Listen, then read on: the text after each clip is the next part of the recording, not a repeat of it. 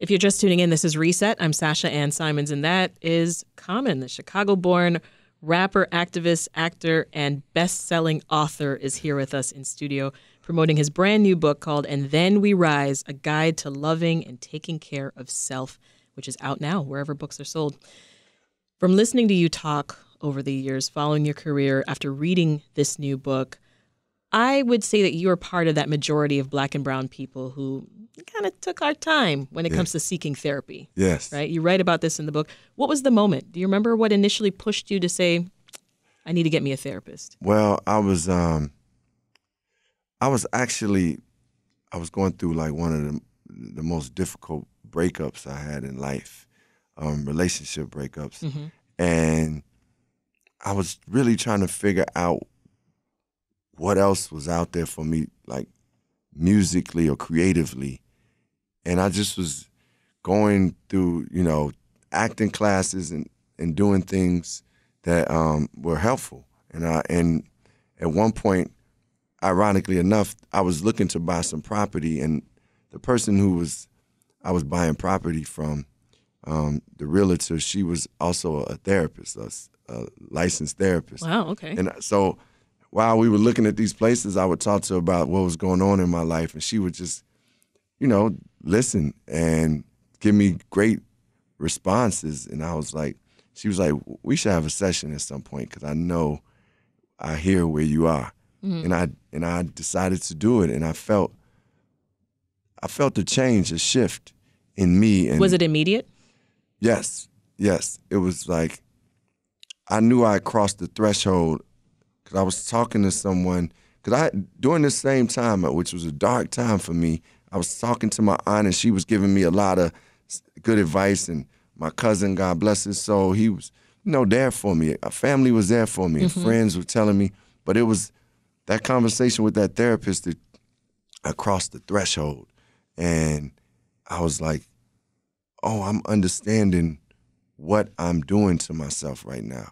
Like why I'm not getting out of this cycle that I'm in, and why I'm thinking less of myself. She was able to identify those things and make it clear to me. And when things get clear, it's like, I read a lot of different self-help books. I love self-help books. Yeah, me too. Right? Yeah. So I'm a sucker for a good self-help book. Exactly. But certain ones just make it clear and they speak to you. Right. She was able to speak to me in a way that it really resonated. And this might have been the first time you realized the true meaning of self-care. That truly was.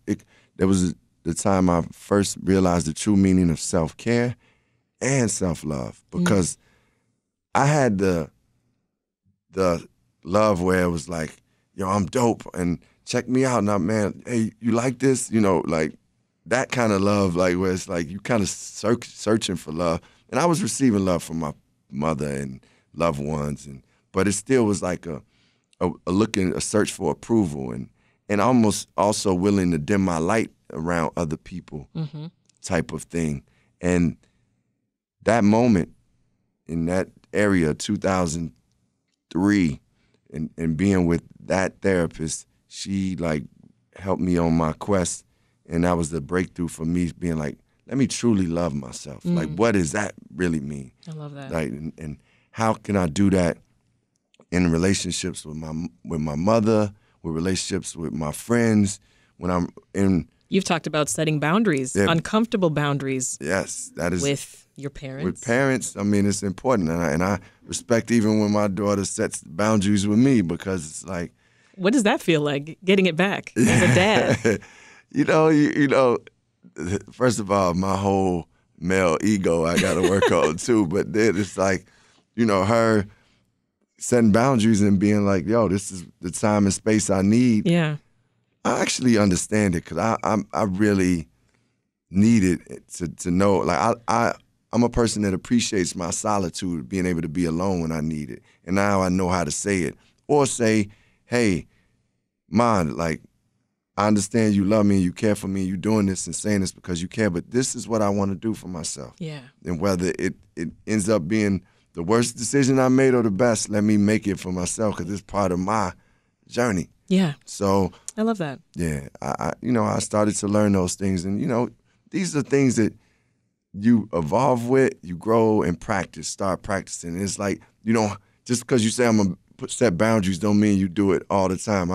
It takes time. It takes time. I was at this resort in Arizona, and I was doing this. They have like this horse therapy thing where you walk with the horses and the therapists teach, you learn about yourself, and it's really a beautiful thing. Mm-hmm. And the woman was like talking to me saying, why are you allowing the horse to push you?